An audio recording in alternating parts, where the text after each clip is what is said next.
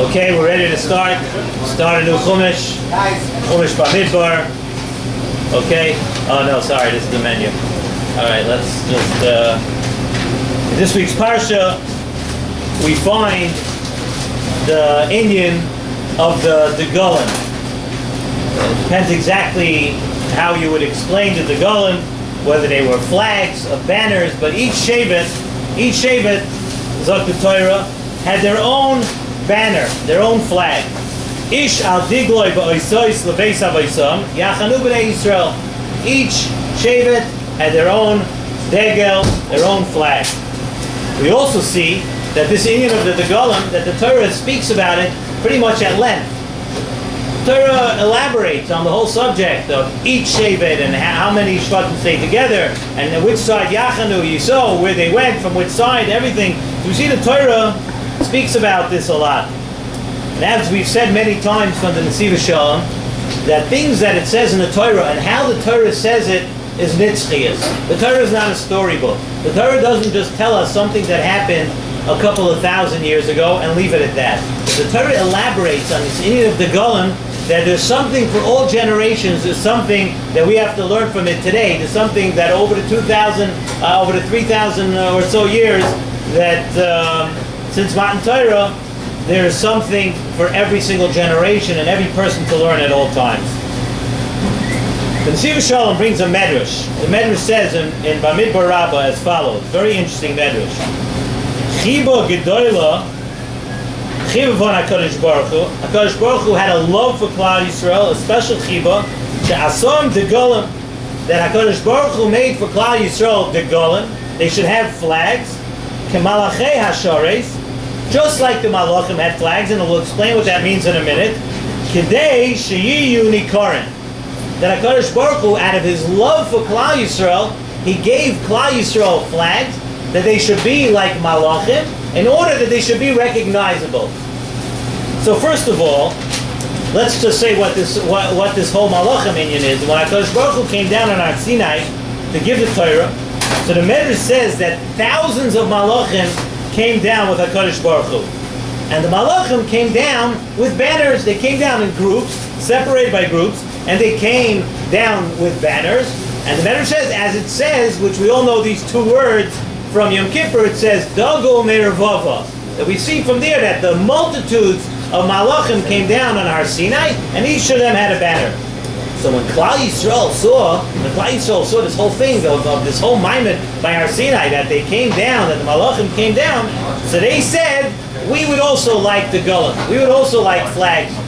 So HaKadosh Baruch Hu said to them, okay, fine. You want flags? You could have flags. And He told Moshe Rabbeinu, go make flags for each Shevet of Klal Yisrael.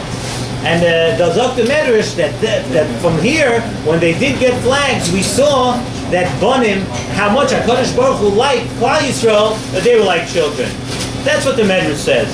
So let's try to understand this whole inyan a little bit. The Golan, a flag, flags are it's a gashmiistic thing, right? You hold up a flag, you hold up a banner, whatever it is that you're holding up exactly, it's a very gashmiistic thing.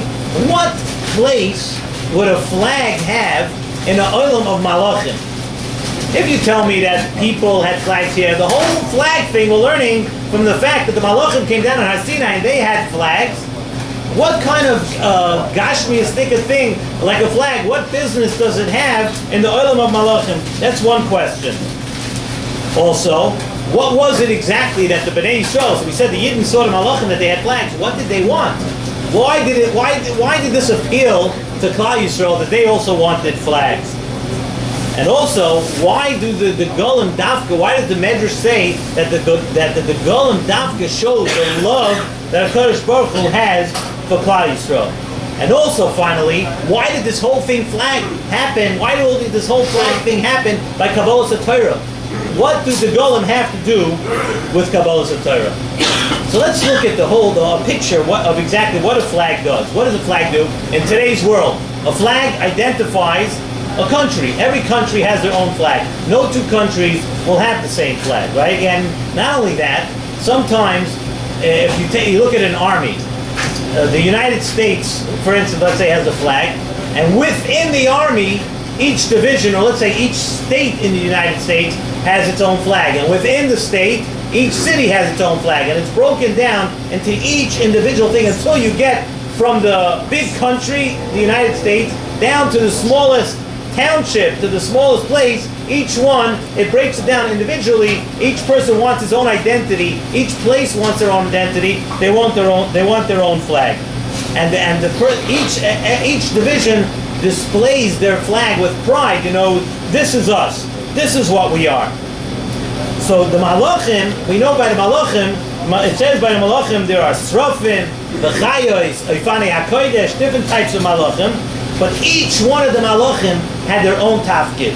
Yes, there's a group called Malachim, but each Malach, each group of Malachim, and each Malach has their own tafkid that HaKadosh Baruch Hu had created the Malach for, and that's what he had to do. And as it says in the Medrash in Shiur Hashirim, it says, Michal v'digloi, Imai, Gabriel with Digloi, Imai, Michal, Gabriel, each one has a flag that the Medrash in Shiur Hashirim. But why? Because each one had their own tafkid. Each one had their own thing to do. Each group of malachim had their own derech in avodas Hashem. So that's what Klal Yisrael. Why did it appeal to Klal Yisrael so much? This is what Klal Yisrael saw by the malachim. That even though the malachim are a large group, there are thousands and thousands of malachim. But in those thousands of malachim, not one malach got lost. Each one had his own identity. Each one, yes, they came from a big group of malachim, and yes, sometimes things come from a big group of people. But he saw, Klal Yisrael saw how the malachim are broken down into different groups, and each group broken down into different individuals. They saw from them, from the malachim, something that was very appealing to a human being, something that's very appealing to a person, because even though it's a large group, but each one has their individual tafkid. And Zoktin Asiva Shalom, that's what a Yid wants and needs. A Yid has to know that even though sometimes there's a lot of people, and there's a large, sometimes Klal Yisrael, but each Yid is important. Each person has his tafkid. Not only does he have his tafkid, not only does he have his talents, not only does he have his things that he can do, but if he doesn't do it, no one else can do it. That's an individual thing, and that's what each Yid, each person has to know. And Zoktin Asiva Shalom, the worst thing for a person is if he just floats his way through life and he goes through this world without direction.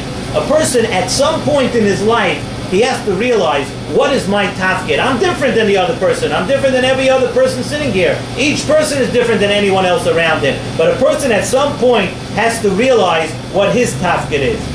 And this is why HaKadosh Baruch Hu said to the Yidden, oh, you want flags, you want to be individual, I'm gonna fulfill your wish. I'm gonna let each group and each individual know that they have a degel, that they have a special person in this world. Each Yid in Klal Yisrael has his purpose and his thing that he has to do.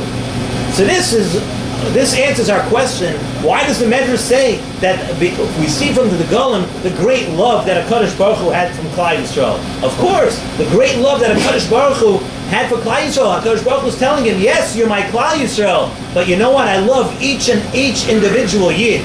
Each Yid over here by Kabbalah's HaTorah, each Yid through all generations is so important to me that I want him to be individualized. I want him to have his degel, his thing in avodas Hashem that we have to do. And that's why we start Parshas Bamidbar. The Parshas Bamidbar is about, the beginning of the Parsha is counting each Yid. The Pasuk says what? The Pasuk says, B'mispar, when it talks about counting, B'mispar Shemos. What's that a reference to? That each Yid has a Mispar and a Shem. Each Yid has his number, has his, not as a group. Each Yid, the Mispar, he has his number, and Shemos. Each Yid has his Yid. Just like the Pasuk says, David HaMelech says in Moida Mispar like a Chavim, we say it in davening, if you come on time and you don't skip the Yishtabach, you say every day, Moida Mispar like a Chavim, L'chulam Shemos Yikra. Every single, look up in the sky at night, how is it possible? There's galaxies and there's stars, there's everything. Each one has its own job. Zok David HaMelech, yeah. Moina mispar like a chavim. There's a number. Each one, but l'chulam shemos yikra. Every single star, every single thing has in the entire galaxy has their reason for being there. So if each star and each planet and each thing in the galaxy has kal v'chomer, each person, kal v'chomer, each yid. And now we can understand this whole inyan of the Golem a lot better. Each Shevet had their own degel. One Shevet may have represented Torah. Another one was Avodah.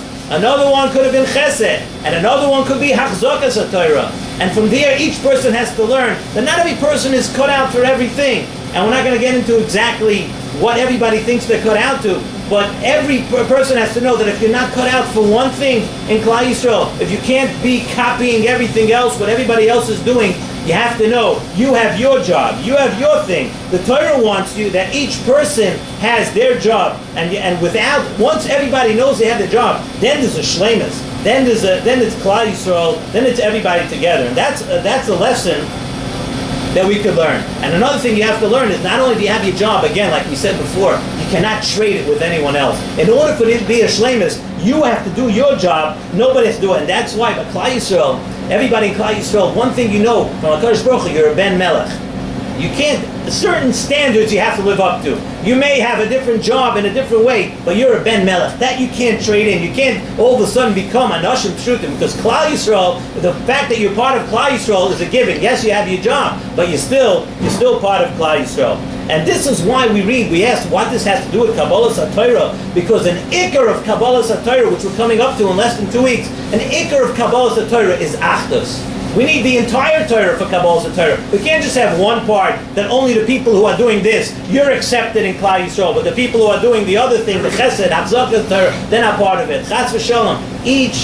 Each person doing his individual thing, that brings the Kabbalah HaTorah. The Achdus is what does it.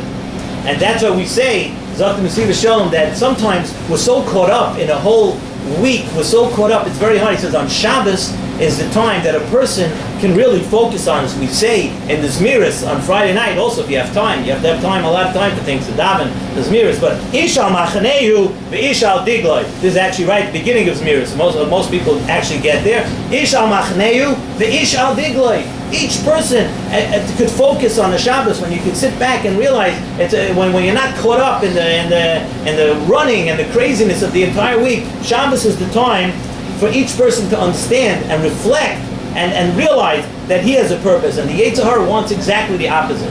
The Yetzer Hara wants you to think that, no, listen, if I can't do this, then whatever, and you give up. That's what the Yetzer Hara wants. No. So the Parsha of the Golem in this week's Parsha teaches us that in order to have a Kabbalah HaTorah, in order to have a Klal Yisrael, each person has their individuality, and each individual is precious. Each person is needed by Klal Yisrael for their talents, for what they could do. And let us reflect on this Shabbos, now that we're coming close to Kabbalah HaTorah. There's the week of Parshas Bamidbar, where we're counted, but Mispar Shemus, remember that each person in Klal Yisrael counts very much.